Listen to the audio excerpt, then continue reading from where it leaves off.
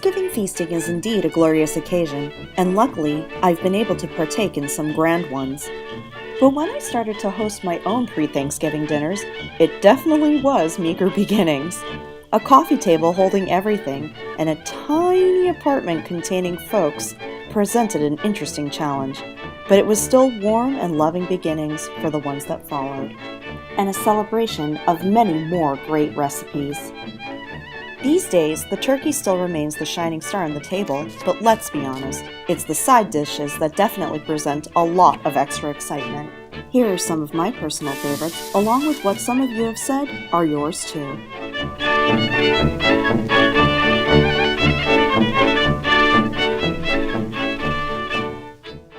Start by cutting a day-old baguette, but over time, you could also just cut and save your bread scraps.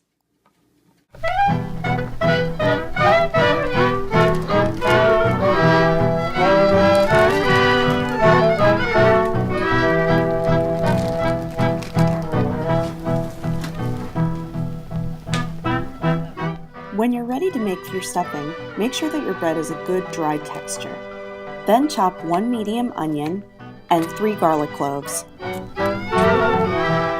Wash and chop 1 stalk of celery and have it sauté along with the onions and garlic and half a cup of good chicken stock in a heavy wok or pot big enough to contain all the bread.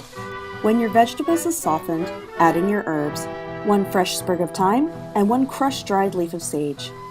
Gradually add your dried bread cubes to your wet ingredients and toss together so the bread absorbs the liquids. When your stuffing is finished and softened, you can toast it in a dish in the oven.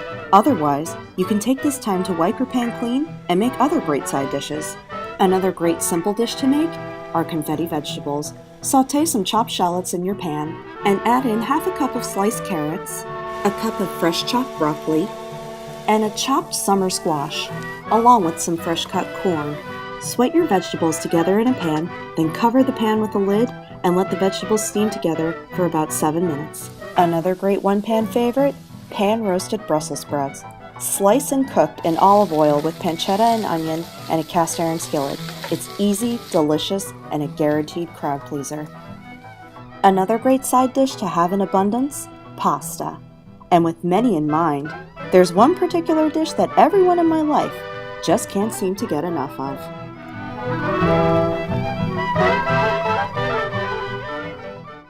Unfortunately, all the bad stuff's got to go into it. Right, let's make some macaroni and cheese.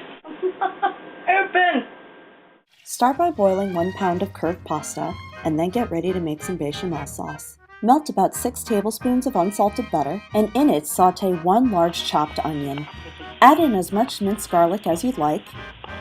Stir it in with the butter. I promise you, your kitchen will smell like heaven. Let your aromatics caramelize, and then add in a few tablespoons of flour. Combine them all thoroughly to get rid of the raw flour taste. Add a quart of whole milk, and continue stirring to combine. You make food the way you make food, and it comes out delicious. Hey, can't go wrong. And if he seems to be chewing, it's because he keeps eating the pasta that we're making this with. Lovely Gruyere and some really good sharp cheddar. Gonna get our spices ready, and now it's time to gradually add in some cheese, little by little, and we stir. Gradually add in your shredded cheeses and continue stirring until the mixture thickens over a medium-low heat. Don't you dare delay. Don't you dare delay. Add a little pinch of dried mustard, a little bit of white pepper, a little bit of salt, and a dash of black pepper for flavor. Gradually add your cooked pasta to the sauce in the pot and continue tossing and stirring until the liquid reduces and the sauce begins to thicken. You better do it now. You better do it now. Or there ain't gonna be. And that's good. And voila, mac and cheese in all its glory. But of course there are more pastas one could contribute to the table. A pasta pomodoro with fresh tomato sauce and a basil and garlic olive oil is simple, classic, and a wonderful partner to a main course, if not just perfect on its own. Or if you're looking on the other end of the color spectrum, a Tri-Colore Fusili with baby pea sauce is another great dish to consider. The sauce is full of vegetables, cheeses, and tons of flavor.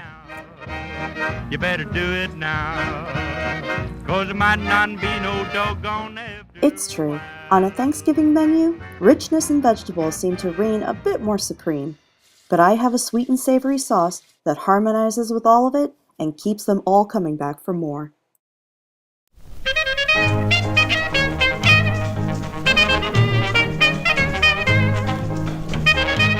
Start by slicing 4 large apples into small inch pieces, and then chop a shallot and saute it in a small saucepan with olive oil.